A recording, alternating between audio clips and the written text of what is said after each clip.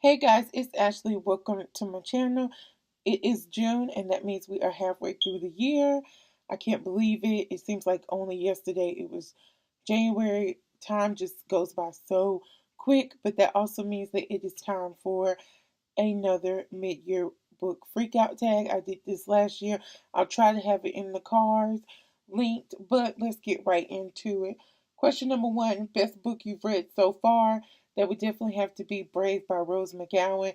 Brave chronicles Rose's life, being in a cult, then living homeless on the streets for a while, ultimately becoming famous in Hollywood, and her assault at the hands of Harvey Weinstein. It is harrowing. It is beautiful. It speaks of resilience. She is a very strong person. I gained so much respect for her, and it just gave me so much insight into the nastiness that happens in Hollywood. Like, we see the glitz and glamour, and oftentimes I feel like we want these people's lives so bad. Like, we think they don't struggle, but she just really had me thinking about a lot of things, and I've thought about this book every month since I read it in January, and I definitely recommend it if you have not picked it up. Question number two is best sequel you've read so far in 2015. That would definitely have to be Beneath the Sugar Sky, which is book three in the Wayward Children novella series by Shawnee McGuire. This is the direct sequel to Every Heart a Doorway, because with this series it's kind of out of whack, because we have Every Heart a Doorway, which is the base book, and then we have been Down Among the Sticks and Bones, which is the prequel, and then we have Beneath the Sugar Sky, which is the sequel. So I really can't talk about too much about this book. So I'll talk about Every Heart a Doorway. Every Heart a Doorway follows the story of kids who have been in this like magical world, and then for some reason they're thrown out and they're back in the real world and they can't cope.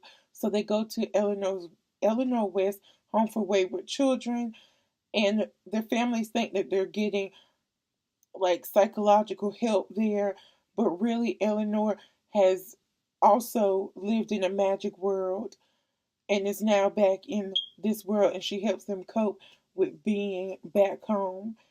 And this series is so descriptive. It has so much diversity. We have an asexual main character, and it actually says asexual in the book. We have a trans character.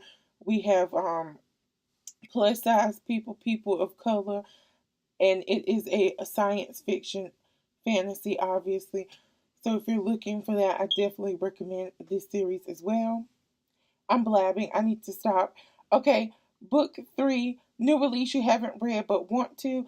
Definitely, let's talk about Love by Claire Kahn. This tells the story of a girl who thought that this summer was just going to be fun. She's going to work in the library, have a good time, but then her girlfriend breaks up with her when she comes out as asexual, and then she meets a guy, and they have a really good friendship. A really good friendship develops, but now she's struggling with whether or not she should tell him that she's asexual because she's having feelings for him, but she's scared off by the fact that her last partner left her after finding this out. I'm doing a really bad job of describing these, but it is on my most anticipated, so you can go to my Goodreads and find out more. Most anticipated release for the second half of the year, I definitely have a lot. Wild Card by Marie Lu, What If It's Us by Becky Albertalli and Adam Silvera, um, The Last Time I Lied by Riley Sager. Oh my God, I know Adam Silvera is supposed to. I don't know if that's still happening, but he's supposed to be having a fantasy coming out later this year. I have a lot. It's ridiculous. Biggest disappointment definitely is Leah on the Offbeat by Becky Albertalli. That was my most anticipated book this year, and it was trash. And I'm still upset about it. I have a review. If you like to hear more of my thoughts, I'm just gonna say I'm highly upset about it. Biggest surprise, definitely has to go to The Gentleman's Guide to Vice and Virtue by Mackenzie Lee. I got this book in November of 2017, and I held off reading it until June of this year because it is historical fiction, and I don't often get along with historical fiction. So I was really scared to pick this up, but it follows Monty, who is getting ready to go on his grand tour of Europe with his best friend and unrequited crush Percy and his sister Felicity, and he does something that causes them to have to go on the run. It's action packed, it's very descriptive, the romance is cute. I just cannot wait for the sequel. That's also most anticipated for the second half. Favorite new author, debut or new to you? I'm going with new to me, and I don't really have a favorite so far this year, but I do have an author that I am really excited to see more of her work, and that is Amanda Lovelace. I read The Princess Saves Herself in this one this year, and I devoured it. I wanted to wipe my mind clean so I could experience it over again. Like, the poetry was just so beautiful. She does feminist poetry about rape and motherhood and the expectations that society places upon women, and I just loved it. She also has a new one that came out this year called The Witch Doesn't Burn. In this one, I didn't like it as much, but it gave me enough of the feminist poetry that I was just giving. I just got my life. Okay. Newest fictional crush definitely has to be Uriah from the Divergent series. I loved his friendship with Tris. I love how much he cared and he held it down and he was loyal and he was real all the time. I just love him. Newest favorite character, definitely Aiden from the Illuminate Files. I found myself always struggling with having to be like, Aiden is not a person. Because sometimes Aiden was telling he was spitting some real truths. Okay. But he had a problem. Book that made you cry, When Breath Becomes Air by Paul Kalante, especially at the end when it switches over to his wife's perspective and you know that Paul is gone and she is just going through her grieving process and telling you about worrying about her daughter and knowing that her daughter will never know the man that her husband was.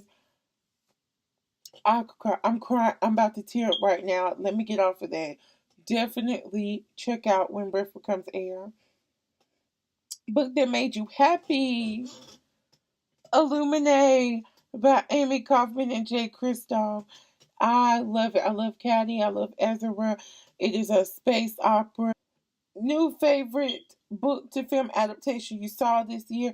Only saw one, but I saw it 3 times. So I feel like that should count for something. That's Love, Simon. Even though I will say that it kind of killed me that they did not do the first date scene. I was hoping, since I read that in the book, that if there was ever a movie, they would do Simon and his love interest first date, but they didn't. But I'm gonna get over it. Favorite review you've written so far, or booktube favorite video you've done this year? Definitely my rant for Aaliyah on the Offbeat, because I wasn't going to do it originally because booktube has a problem of trying to always put out that they're so positive. Like, you can't hate a book. Like, you can't be upset that you paid 17, 18, 19, 20, in some other countries like $20, $30 on a book, and you can't rant about it. And a lot of times people get offended if you don't like their favorite books. So I was a little bit scared because this is Becky Abbatali and everybody loves her. But the support that I got on that video let me know that it was the right thing to do. 14 most beautiful book you bought so far this year. I haven't really been buying that many books, and I don't really go for pretty covers. I'm more on what's on the inside. Like, I'll read the flap. If I don't like what the flap's saying, I'm not gonna, pick up a book whether it's pretty or not. And what books do you need to read by the end of this year? Definitely, I need to read my remaining books on my 12 books to read this year because I am not doing good. I think I've read two, and I'm in the process of finishing one, so that's three. So I'm not really doing good at all. But that is it for the mid-year book Freakout tag. If you like this video, please give it a thumbs up. If you want to, you can follow me on all of my social medias, which are always in the description down below. Subscribe, hit that bell button to be notified when I upload new content. And as always, until we meet again,